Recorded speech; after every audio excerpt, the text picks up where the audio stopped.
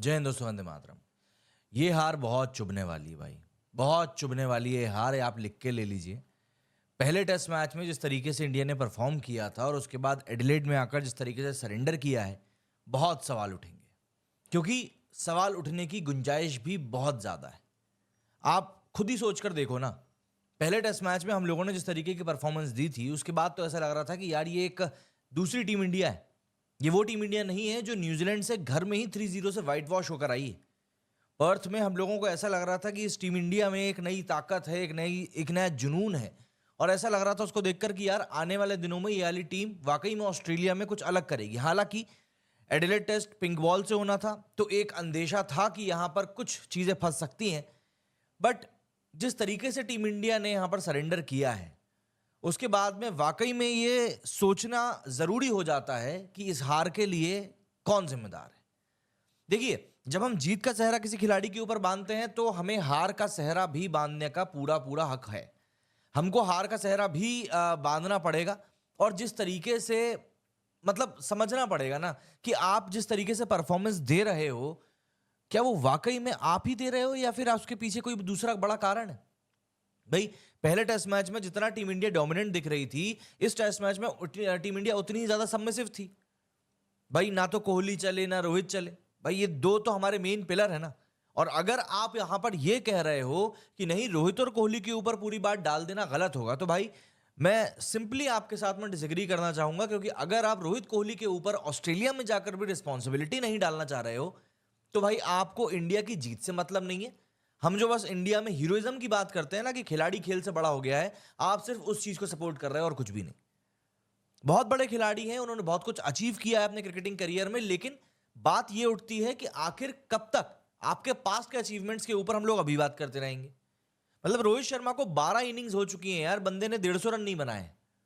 विराट कोहली ने पर्थ में सेंचुरी मार दी, वरना उसका जो बल्ला स्क्रैची चल रहा है ना, वही चल रहा है। एडिलेड टेस्ट मैच में विराट कोहली ने जो रन स्कोर किए हैं, वो अभी तक के उसके टेस्ट करियर में एक टेस्ट मैच में बनाए हुए सबसे कम स्कोर है। आपको पता है भाई। ऐसे में देखो, हम लोग बार बार टीम इंडिया की बेंच स्ट्रेंथ की बात करते हैं कि हमारे इतने खिलाड़ी तैयार हैं, हमारे इतने खिलाड़ी तैयार हैं, लेकिन आप अगर उनको मौका ही नहीं दोगे समय पर, तो फिर उनकी स्ट्रेंथ का आप क्या कर लोगे, आप उनकी फॉर्म का क्या कर लोगे। अल्टीमेटली तो बात यही आ जाती है। आपको समय समय पर इस बात को समझना पड़ेगा, आकलन करना पड़ेगा, डिसीजन लेना पड़ेगा कि भाई कुछ गलत तो हो रहा है। देखिए, विराट कोहली के बारे में मेरा पर्सनल बस यही ओपिनियन है कि उस बंदे की जब से कप्तानी गई है ना, उसका गुरूर चला गया है। और जब विराट कोहली जैसे खिलाड़ी से आप उसका गुरूर छीन लेते हो ना, तो फिर ना ऑब्वियस सी बात है, जो आपका मैदान पे आपको दिखाई दे रहा है ना कि उस बंदे का मन नहीं लग रहा है खेलने में, कहीं ना इन चीजों को आप इंटर रिलेट कर लो। आप एक राजा आदमी को बोलो कि अब तुम सेनापति बन जाओ, बहुत मुश्किल केसेस में ऐसा होता है कि भाई ऐसा हो पाएगा। और वो बंदा राजा बनकर भी सेनापति की तरह ही खेल रहा था, सबसे आगे खड़े होकर वो रिस्पॉन्सिबिलिटी अपने ऊपर लेता था। और यहां पर रोहित शर्मा को तो देखकर ऐसा लगता है कि वो मैदान में है ही नहीं। भाई, कब तक रोहित शर्मा के स्टंप माइक सुन के हम लोग खुश होते रहेंगे? कब तक? आगे बढ़ के बंदे को एक कप्तान के तौर पर परफॉर्म भी तो करना पड़ेगा ना। और एक कप्तान के तौर पर भाई आपने डिसीजन ले लिया कि नहीं, हम केएल राहुल को ऊपर खिलाएंगे, मैं खुद नीचे खेलूंगा। इस चीज से आप मैच नहीं जीत जाते। ऑब्वियस सी बात है, केएल राहुल ने, जरूरी नहीं है कि वो हर मैच में चलेगा, लेकिन पोटेंशियल उसमें दिखाई देता है। बट इन दी एंड बात यह जाती है कि रोहित शर्मा का क्या, हम लोग कब तक रोहित शर्मा के बारे में बातें करने से खुद को बचाते रहेंगे, अवॉइड करते रहेंगे। और इस मैच को हारने के बाद में ऑब्वियस सी बात है, जिस तरह की परफॉर्मेंस लास्ट मैच में आई थी पर्थ में, उसके बाद जिस तरह की परफॉर्मेंस एडिलेड में आई है, आपको बैठकर एनालिसिस करना पड़ेगा कि भाई कहां पर चूक हुई है। चूक तो आपको ढूंढनी पड़ेगी। सोशल मीडिया पर इतने लोग जो बातें कर रहे हैं ना परफॉर्मेंस को लेकर कि भाई ये चीज ऐसी हो रही है, वो चीज ऐसी हो रही है, भाई लोग गलत नहीं बोल रहे हैं। आप परफॉर्म करोगे तो लोगों का मुंह भी बंद रहेगा। और मैं परफॉर्मेंस की बात ये नहीं बोल रहा हूँ कि आपको हर मैच में परफॉर्म करना है। भाई 2-3 मैचों में आप नहीं चल रहे हो, समझ में आता है, लेकिन उसके बाद तो आप चलो। यहां तो भाई कंसिस्टेंटली आप बिल्कुल परफॉर्म नहीं कर रहे हो। पिछले कई इनिंग्स में आपकी सिर्फ एक हाफ सेंचुरी आई 52 रन की, और कुछ भी नहीं आई। And same thing goes with Virat Kohli. भाई, आपको ऐसे मौकों पर आकर रिस्पॉन्सिबिलिटी लेनी पड़ेगी। आपको बताना पड़ेगा कि भाई नहीं, मैं इसी टीम का वो खिलाड़ी हूं जो कि समय आने पर परफॉर्मेंस देने के लिए हाथ ऊपर कर देता हूं। अगर आप रोहित शर्मा की इस टीम से वाकई में इस पॉइंट ऑफ टाइम पर आप बुमराह को अगर अलग कर दो, तो इस टीम में आपको बिल्कुल जान ही नहीं दिखेगी। भाई, बुमराह के बिना आप क्या कर रहे हो, आप बताओ ना। अभी इंजरी की बात चल रही है, हालांकि बोला गया है कि भाई इतना कोई बड़ा कंसर्न नहीं है, लेकिन एडिलेड के बाद में जो तीसरा टेस्ट मैच होना है उसमें कोई बहुत ज्यादा बड़ा गैप नहीं है। और अगर बुमराह रिकवर उस जो भी उनको निगल हो रहा है उससे अगर वो रिकवर नहीं कर पाते हैं तो कंसर्न्स फिर आपके सामने आ जाएंगे कि भाई हम आखिर आखिर इस तीसरे टेस्ट में क्या करने वाले हैं। क्योंकि शमी को लेकर जो बातें चल रही हैं कि शमी को ऑस्ट्रेलिया भेजा जाएगा, तो शमी को ऑस्ट्रेलिया भेजा जाना है, आप ये मान के चलें आखिरी 2 टेस्ट मैच के लिए, जो कि मेलबर्न और सिडनी में होने। तो आखिरी 2 मैचों के इंतजार में हम लोग ये तो नहीं कर सकते कि भाई आप बुमराह को ही खींचते जाओ। भाई बुमराह आपके लिए एक प्राइम बॉलर है, एक स्ट्राइक बॉलर है, आपको उसको यूज भी उसी अकॉर्डिंगली करना है। आप ये नहीं सोच सकते कि नहीं यार इसी को हम चलाते रहेंगे, नहीं। कल यही हुआ था ना, पहले सेशन में आपको विकेट निकालना जरूरी थे, लेकिन आप विकेट नहीं निकाल पाए। क्यों? क्योंकि एक तो आपके बॉलर्स उतने इफेक्टिव नहीं थे, दूसरा आप बुमराह को बॉलिंग नहीं दे पा रहे थे, उससे आपने सिर्फ 4 ही ओवर करवाए। बुमराह ने 17 ओवर डाले भाई, 17 ओवर डालकर बंदे ने 4 विकेट निकाले दूसरी इनिंग में। तो आपके पास कोई दूसरा बॉलर है ही नहीं है ना, कि समझ में ही नहीं आ रहा है क्या करना है आपको। आपको लिटरली आइडिया नहीं है कि हमें करना क्या है। स्कोर कार्ड की तरफ चलते हैं, एक बार देखते हैं ना भाई स्कोर कार्ड क्या कुछ कह रहा है इस समय हमारा, क्योंकि स्कोर कार्ड तो पूरी पोल खोल के रख देगा इन लोगों की। यहां पर आप देखो Australia won by 10 wickets, 10 wicket Australia जीता है। और क्या टारगेट दिया था इंडिया ने, मतलब 20 रन का भी टारगेट ये लोग दे नहीं पाए थे। यहां से अगर हम फर्स्ट इनिंग से ही बात करें तो यहां पर जायसवाल ऊपर फेल हो गए, डक पे आउट हो गए। राहुल ने थोड़ी बहुत एक शक्ति दिखाई कि भाई नहीं हम यहाँ पर हम टिक सकते हैं, 37 बंदे ने मारा, लेकिन मिचेल स्टार्क की जिस बॉल के ऊपर राहुल आउट हुआ वो वाकई में एक पीच ऑफ डिलीवरी थी। एंड जायसवाल की भी ऐसी थी, शुभमन गिल की भी ऐसी थी, कोहली जो करते हैं वही करते करते आउट हुए थे, पंत भी जो करते हैं वही करते हुए आउट हुए थे, और रोहित को जो बॉल आई थी वो तो और भी ज्यादा शानदार थी, हमेशा बोल सकते हैं। नीतीश रेड्डी ने थोड़ा दमखम जरूर दिखाया, अश्विन ने उनका साथ दिया, लेकिन टीम इंडिया 180 के ऊपर ऑल आउट हो गई। अब यहां पर आप इस बात को समझो कि बॉल जैसे ही हमारे क्रिकेटर के सामने कांटा बदलना शुरू करती है और हमारे जो बैट्समैन हैं वो वहीं पर स्ट्रगल करना शुरू कर देते हैं। पिंक बॉल टेस्ट मैच के पहले जो पूरी बातें चल रही थी वो बातें चल ही इसलिए रही थी क्योंकि हमारे जो बैट्समैन हैं वो लिटरली स्ट्रगल करते हुए नजर आते हैं जैसे ही बॉल थोड़ी बहुत भी मूव करती है। तो भाई अगर बॉल मूव कर रही है और आप नहीं खेल पा रहे हो तो ये आपकी एक बड़ी वीकनेस हुई ना।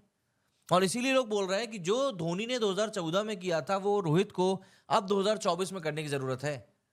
आप में इतने गट्स होने चाहिए कि आप इस बात को समझ सको कि भाई यहां पर मेरे साथ कुछ गलत हो रहा है और मैं टीम इंडिया के साथ में गलत कर रहा हूं, तो मुझको यहां पर कोई ना कोई डिसीजन लेना पड़ेगा, और वो आप ले नहीं पा रहे हो। मतलब आप यहां पर बॉलिंग परफॉर्मेंस देखो, स्टार्क ने 6 विकेट निकाले, कमिंस ने 2 विकेट निकाले, बोलेंड ने 2 विकेट निकाले। भाई नादन लियोन भी यहां पर खेल रहा था, मिचेल मार्श भी खेल रहा था, और मिचेल मार्श को तो बोल रहे थे कि भाई बंदा इंजर्ड है। मिचेल मार्श को बोला जा रहा था कि बंदा इंजर्ड है, लेकिन उसको फिर भी इसलिए खिलाया गया कि वो इन 3 बॉलर्स को सपोर्ट कर सके। क्या सपोर्ट किया बंदे ने? 4 ओवर का। इनके ऊपर के 3 बॉलर इतने शानदार थे कि इनको जरूरत ही नहीं पड़ी मिचेल मार्श की सर्विसेज की। उसके बाद जब बैटिंग की बारी आई तो ट्रेविस हेड जो हर बार करता है वही कर गया। भाई स्लिप नहीं लगा रहे हो आप, टेस्ट मैच में हम खेल रहे हैं और आप फर्स्ट स्लिप खड़ी नहीं कर रहे हो। रवि शास्त्री ने ऑन एयर कहा है कि भाई ये किस तरह की कैप्टेंसी चल रही है। यही सेम चीज 2023 के क्रिकेट वर्ल्ड कप फाइनल में भी हुई थी जो यहां पर ट्रेविस हेड कर रहा है, लेकिन रोहित शर्मा ने तब भी वही गलती करी थी, अब भी वही गलती करी। अब कोई कुछ भी कहता रहा है कि भाई ट्रेविस हेड का तो फेवरेट हो चुका है रोहित शर्मा और वो ऐसा कर रहा है और वैसा कर रहा है, लेकिन भाई तुम्हें समझना पड़ेगा कि यहां पर गलती बहुत मेजर लेवल पर हो रही है और आप उसको कब तक इग्नोर करोगे, कब तक इग्नोर करोगे, कब तक आप एलिफेंट इन द रूम को आप एड्रेस नहीं करोगे। आपको समझना पड़ेगा ना इस चीज को, क्योंकि अगर आप यहां पर ट्रेविस हेड का स्कोर हटा दो तो इनका स्कोर भी वैसे ही था, कुछ 190 195, बट डिफरेंस तो यही क्रिएट हो गया ना, डिफरेंस यही क्रिएट हो गया। यहां पर इंडिया के बॉलर्स को आप देखो, भाई बुमराह ने 23 ओवर डाले, सिराज ने 25 ओवर डाला, हर्षित राणा ने 16 डाले, अश्विन ने 18 ओवर डाले। तो यहां पर तो इन लोगों ने बिल्कुल बहुत जम के मेहनत कर डाली। इनने कितने 87 ओवर्स खेले यार इन लोगों ने, 87। और हमारे बैट्समैन ने कितने ओवर खेले थे? 50 ओवर भी कंप्लीट नहीं कर पाए थे ये लोग। इसके बाद जब फिर से इंडिया की बैटिंग आई तो फिर वही लचर काम। फर्स्ट इनिंग में 180 बनाए थे तो यहां पर 175 ही बनाए। एंड कोइंसिडेंटली आप बात देखो, नीतीश रेड्डी ने फिर से 42 रन मारे। मतलब रेड्डी एक तरीके से देखा जाए तो आपकी इज्जत बचाने का इस समय एक जरिया बना हुआ है। फर्स्ट इनिंग की भी आप बात कर लो, सेकंड की भी आप बात कर लो, जायसवाल ने यहां पर अपने अंदाज में खेलकर थोड़े बहुत 24 रन बनाए, लेकिन उसके बाद आप देखो गिल एक स्टार्ट लेकर फिर से चलते बने। कोहली साहब का समझ में नहीं आ रहा है वो करना क्या चाह रहे हैं। पंत ने अपने अंदाज में 28 रन बनाए, लेकिन सबको पता रहता है कि पंत चल गया तो चांद तक वरना रात तक वाला सिनेरियो है। नीतीश कुमार रेड्डी ने फिर से 42 रन बनाए, अच्छा खेला, चलो ठीक है, लेकिन उसके बाद में सब फिर खत्म हो जाती है कहानी। और यहां पर सबसे इंटरेस्टिंग बात यह आ जाती है कि इंडिया ने इस बार 36 ओवर्स खेले, 36 ओवर खेले। पिछली बार 44 खेले थे, इस बार 36 खेले। भाई 5 रन भी तो कम बनाए ना इन लोगों ने। लेकिन आप यहां पर देखो, यहां पर इनके सिर्फ 3 बॉलर यूज हुए हैं। नादन लियोन और मिचेल मार्श को तो बॉलिंग करने की जरूरत ही नहीं पड़ी। यहां पर स्टार्क ने 14 ओवर डाले, कमिंस ने 14 ओवर डाले, बोलेंड ने 9 ओवर डाले। ये इनके कोई मीडियम पेस बॉलर नहीं है, धीमे से भक्के आते हैं और बॉल फेंक देते हैं। नहीं, ये लोग कायदे के बॉलर हैं भाई, जो प्रॉपर तरीके से बॉलिंग करते हैं ना, ये वो बॉलर्स हैं। और जिसको पता होता है ना कि भाई मुझको मेरी टीम के लिए मैच निकाल के देना है, वो बंदा करता है परफॉर्म। आप कुछ भी कह लो, वो बंदा परफॉर्म करेगा। और यहां पर ऑस्ट्रेलिया सिंपल वही चीज करके दिखा रही है। आपको कितना ही यहां पर समझना पड़ेगा भाई कि आपको किन बॉलर्स का सामना। आप इंडिया में कई लोग खुश हो रहे थे कि भाई जॉश हेजलवुड नहीं खेल रहा है। गावस्कर साहब ने भी इसको लेकर कई चुटकियां ली थी कि जॉश हेजलवुड नहीं खेल। वो टॉम बॉलेंड जो खेलने के लिए आया, उसने भी तो मतलब दिखा दिया ना कि भाई तुम मतलब क्या कर सकते हो। ये देखो, टॉम बॉलेंड ने यहां पर 9 ओवर फेंके हैं, 51 रन दिए, 3 विकेट निकाले बंदे ने।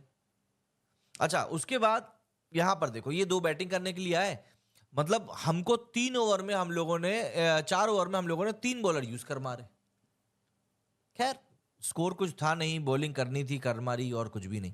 लेकिन भाई ये मैच ना बहुत ज्यादा मतलब एक जो हम कहते हैं ना यार, खुद पे सवाल खड़े करने पड़ेंगे, खुद से सवाल करने पड़ेंगे हमारे टीम को, हमारे मैनेजमेंट को, कि भाई किस तरीके से हम चीजों को कर सकते हैं।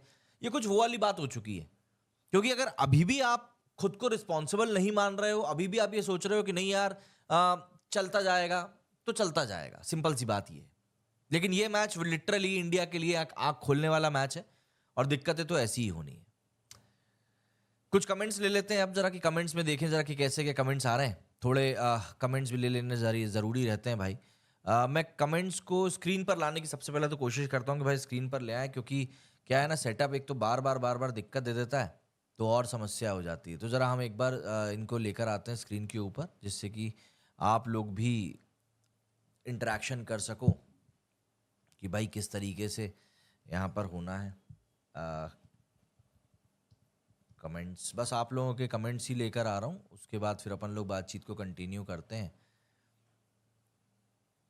लेकिन सीरियसली मतलब यहाँ पर हम लोगों को समझने की अब ज़रूरत है कि भाई आखिर टीम इंडिया जो है, अगर वो परफॉर्मेंस देना चाह रही है तो वो कैसे क्या परफॉर्मेंस देगी भाई, ये हमको समझना पड़ेगा। क्योंकि अगर आप इन चीज़ों को नहीं समझ रहे हो तो फिर ऑब्वियस सी बात है, आपके लिए दिक्कत और दिक्कत सिर्फ बढ़नी बढ़नी है, और कुछ भी नहीं होना। इस बात को लेकर अगर हम लोग अभी समझदार हो जाएं तो मुझे लगता है हमारे लिए काफ़ी हद तक चीज़ें बेहतर हो जाएंगी। और अगर हमारे लिए चीज़ें बेहतर होती हैं तो ऑब्वियस सी बात है, टीम के लिए भी चीज़ें बेहतर हो जाएंगी। लेकिन ऐसा लग रहा है कि फिलहाल कोई इस चीज़ को लेकर ना कंसर्न दिखाना चाह नहीं रहा है। जो भी कोई चीज़ है, अब जो भी कोई चीज़ है, लेकिन इन चीज़ों को लेकर ना कोई भी कंसर्न दिखाना चाह नहीं रहा है, और इसीलिए फिर समस्याएं बढ़ रही हैं। चलिए, कमेंट्स तो अभी आ नहीं पा रहे हैं, मैं कमेंट लेना शुरू करता हूँ। RN विजन ने कहा है कि भाई विराट कोहली, रोहित शर्मा को रिटायरमेंट लेना चाहिए टेस्ट मैच में। देखिए, मैं रिटायरमेंट की बात तो नहीं कहूंगा, लेकिन हाँ, मैं ये जरूर बात कहूंगा कि आपको थोड़ा सा ब्रेक लेने की तो जरूरत है, और आपको इंट्रोस्पेक्शन की भी जरूरत है। और वो इंट्रोस्पेक्शन आपका लंदन जाकर नहीं होगा, वो इंट्रोस्पेक्शन आपका लंदन जाकर नहीं होगा, आपको भारत में रहकर ये काम करना पड़ेगा। तब जाके आप समझ पाओगे कि भाई कहीं हमसे ही तो सही में कोई दिक्कत नहीं हो रही भाई। क्योंकि आप देखो ना, आप कितनी बार इस चीज को लेकर चलोगे कि भाई नहीं, हम परफॉर्म नहीं कर पा रहे हैं, हम ये नहीं कर पा रहे हैं। क्योंकि एक लंबा अरसा बीत चुका है यार, एक लंबा अरसा बीत चुका है, और आप अगर परफॉर्म अभी भी नहीं कर रहे हो तो फिर ऑब्वियस सी बात है, दिक्कत सिर्फ आपको नहीं होगी बल्कि टीम को भी दिक्कत हो रही है। तो ऐसे में समझने वाली बात तो हो चुकी है ना कि कैसे क्या हम लोग करें। MM माही कह रहे हैं WTC फाइनल खेलने का सपना खत्म। देखो, उम्मीद पे दुनिया कायम है मेरे दोस्त, मैं तो यही बात बोलता हूँ। लेकिन हाँ, जिस तरह के सूरत हाल इन लोगों ने बना के रख दिए हैं, कोई गलत बात नहीं होगी अगर हम लोग उस सपने को अब सपना ही रहने दें। क्योंकि WTC का फाइनल जो है ना, वो ऐसा नहीं है कि आप बिल्कुल हलवे की तरह ले लोगे। आपको उसके लिए खेलना पड़ेगा और यहाँ पर जाकर जीतना पड़ेगा, जो कि फिलहाल टीम इंडिया बिल्कुल भी करती हुई दिखाई दे नहीं रही है। क्योंकि टीम इंडिया को जो परफॉर्मेंस देनी चाहिए, वो परफॉर्मेंस ये लोग निकाल नहीं पा रहे हैं। भाई मैं बोल रहा हूँ, आपको स्ट्रांग डिसीजन लेने पड़ेंगे ना। आप स्ट्रांग डिसीजन लो कि नहीं यार, हम लोगों को इस खिलाड़ी को बाहर बिठाना है तो हमको बाहर बिठाना है। आप अगर ये सोचो कि नहीं यार, हम लोग मतलब चीज़ों को ऐसे ही चलने देंगे, तो भाई वो तो नहीं चल पाएगा। आप इस बात को समझिए, वो चीज़ तो नहीं चल पाएगी। आपको चीज़ों को इस तरीके से ही लेना पड़ेगा जिस तरीके से आप वाकई में चाह रहे हो। और यहाँ पर चीज़ें मुझे नहीं लगता कि इस तरीके से चल रही जिस तरीके से मतलब चलना चाहिए। क्या बोलें, लेकिन जो भी कोई है, डीएसपी साहब सब कर रहे हैं भाई। क्या बोल रहे हैं भाई? अजय लोधी ने यहाँ पर बोला है कि भाई डीएसपी साहब से बोलो हैदराबाद में अरेस्ट कर ले हेड को। अरे भाई हंसी मजाक में तो हम लोग ये बात समझते रहेंगे, लेकिन आप भी तो इस बात को समझो कि डीएसपी साहब के अरेस्ट कर भी लेने से क्या हो जाएगा। मुजरिम तो अपना जुर्म करके चला गया, भारत को हरा गया, अब आप छाती पीटते रहो, कुछ नहीं होना है। शुभम भाई लिख रहे हैं कि वर्स्ट कैप्टनशिप, बिल्कुल भाई वर्स्ट कैप्टनशिप ही हुई है, वर्स्ट कैप्टनशिप ही हुई है, क्योंकि यहां पर किसी तरीके से आपका कप्तान इफेक्टिव नहीं दिखा है। मैं तो ये बोलूंगा कैप्टनसी आपकी इफेक्टिव नहीं दिखी है। रोहित शर्मा टोटल वहां पर ऐसा लग रहा था कि ये क्लूलेस है, उनको समझ में ही नहीं आ रहा है कि मुझे करना क्या है, किस तरीके से इस सिचुएशन को टैकल करना है, उनको समझ में ही नहीं आ रहा था। और देखिए यही चीजें होती हैं जब आप एक बंदे को लेकर प्लान आउट अपना अपना प्लान एग्जीक्यूट नहीं कर पाओ, तो फिर यही इसी तरह की चीजों को आपको फेस करना पड़ता है।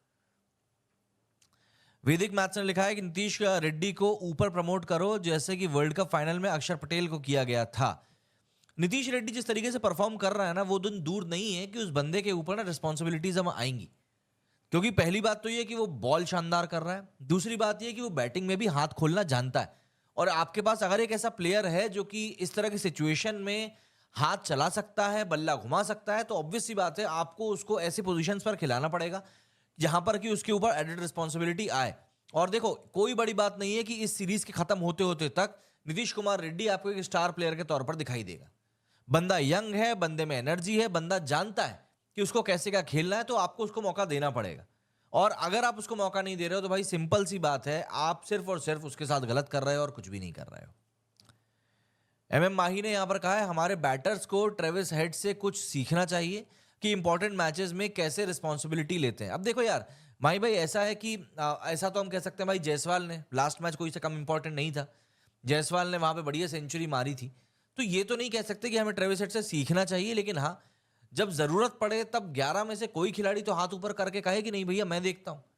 यहां पर तो ऐसा लगता है कि जैसे ही एक कॉन्फिडेंस टूटता है तो मैं तू चल मैं आया वाली बात शुरू हो जाती है। वो चीज ज्यादा दिक्कत देने वाली हो गई, मुझे ऐसा लगता है। सबसे पहले गंभीर को बाहर करो, he has ruined Indian cricket more losses than wins, ऐसा कह तो सकते हैं भाई, लेकिन मुझे ऐसा लगता है गंभीर को इतनी जल्दी बाहर नहीं किया जाएगा, है ना। ये जरूर हो सकता है कि कोचिंग स्टाफ जो है वो अलग अलग फॉर्मेट के लिए अलग अलग कर दिया जाए, लेकिन चेंज उसको अभी नहीं किया जाएगा, अभी गंभीर को और टाइम दिया जाएगा।